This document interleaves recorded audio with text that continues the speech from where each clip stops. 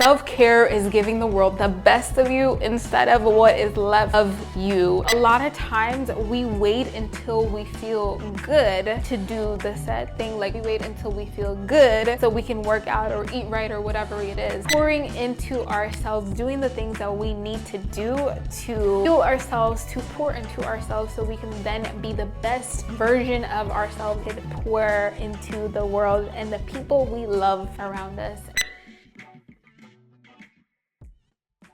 The next tip that we have today surrounding self-care is by Katie Reed, which says self-care is giving the world the best of you instead of what is left of you. And so the next tip that I'm going to talk about is intentionally incorporating rest into our lives. The best way to show this example comes from this book called So Good They Can't Ignore You by Cal Newport. About this man named Joe Duffy. And so Joe Duffy is a software engineer at Microsoft, and he ends up promising his wife that he's going to be home by 5:30 p.m. every single work week, and he ends up making and following through with this promise to his wife. In order to keep this promise, it meant that he started avoiding distractions and unnecessary meetings. He started doing deep focused work. Fast forward, and he ends up making this significant contribution in this area called parallel computing, which he gets recognition for. He takes that recognition and uses it as leverage to get a better job that gives him more time, more flexibility with his time. And all of this happened because he made this promise to his wife that he's going to be home for dinner. Dear future husband.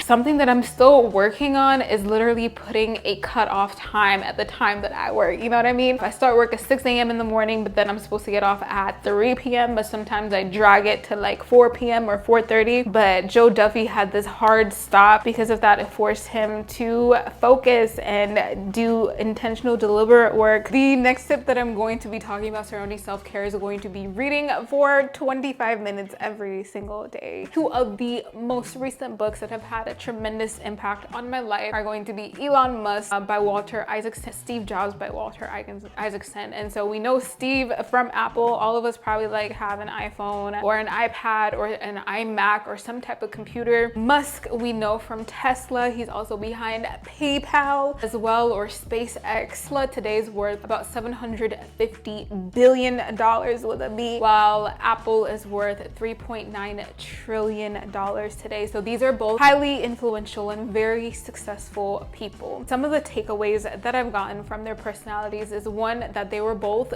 brutally honest. Second is that they were very detail oriented. Steve Jobs, highest level of excellence. You presented him with an idea that was less than, excellent. He would literally tell you that it was crap while you were standing right in front of him. But I'm not encouraging a behavior that, deliberately hurts people. There is this quote that says, what you are not changing, you are choosing. So the next tip that I'm going to talk about is going to be showing up even when we don't feel like it. And so this tip actually comes from this book called Atomic Habits. So Steven is having this conversation with this man who tells him that he doesn't love his wife anymore. Steven tells him, well, go home and love her. And the man comes back to him and he tells him, well, Steven, you don't understand. I just don't love her anymore. Like, how do you love someone when you don't love someone anymore? And Steven comes back to him and he tells him, well, that's a good reason for you to love her. The man still didn't get it. And so Steven says to him, love her, serve her, listen to her, affirm her, reassure her. So love is not feeling. Best example of this is of a mother taking care of your child. You show up for your kid regardless of if you are feeling great that day or not. And so in this same way, loving ourselves and taking care of ourselves, a lot of times we wait until we feel good to do the said thing. Like we wait until we feel good so we can work out or eat right or whatever it is. But a lot of times